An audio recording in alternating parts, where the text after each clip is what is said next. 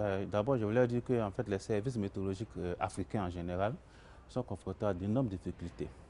Et également dû au changement climatique, aux prévisions, aux équipements, aux infrastructures en général. Donc l'AMCOMET, qui est une idée de l'Organisation météorologique mondiale pour pouvoir avoir le soutien politique nécessaire aux services météorologiques nationaux afin de pouvoir apporter des informations météorologiques fiables, précises aux populations. Donc cette tribune de cette conférence africaine sur la météorologie est vraiment un outil important pour les services météorologiques nationaux en général et pour la Côte d'Ivoire en particulier.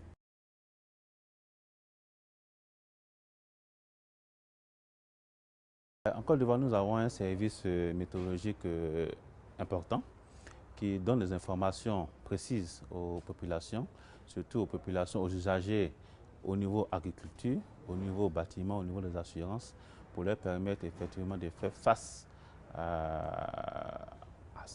aux aléas climatiques. Donc au niveau de la Côte d'Ivoire, nous avons un réseau assez important également pour pouvoir nous permettre de faire ces prévisions-là avec des systèmes de prévision que nous appelons le système PUMA, le PUMA Synergie, qui nous amène à des prévisions fiables effectivement pour ces populations.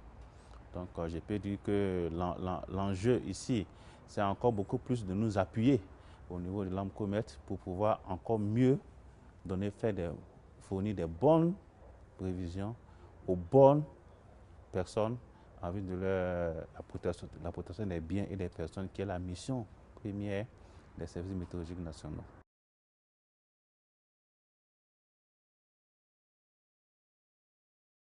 Oui, effectivement, la première idée, c'est que quand on parle des services météorologiques, on parle des services météorologiques de l'aviation. Mais nous avons plusieurs secteurs d'activité. Nous intervenons dans le domaine agricole, pour la sécurité alimentaire. Nous intervenons dans le domaine des travaux publics, pour pouvoir faire les constructions. Nous intervenons dans le domaine des assurances également. Nous intervenons dans plusieurs secteurs économiques, dans l'énergie du pays. Donc ce n'est pas seulement l'aviation.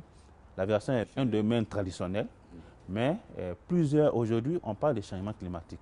Les changements climatiques affectent beaucoup de secteurs, en plus de l'aviation, que donc nous sommes obligés d'apporter une assistance à ces différents secteurs d'activité. J'ai cité tout à l'heure l'agriculture qui est importante, j'ai cité les travaux publics, les assurances, l'énergie, tout ça, les barrages hydroélectriques, l'hydrologie sont des secteurs pour lesquels nous pouvons apporter des services climatologiques.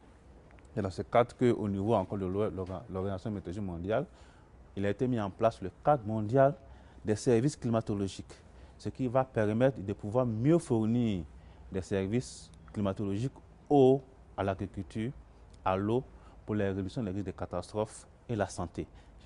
J'ai oublié la santé, mais la santé également est un secteur qui est dû au changement climatique, est un secteur qui peut avoir besoin des informations climatologiques.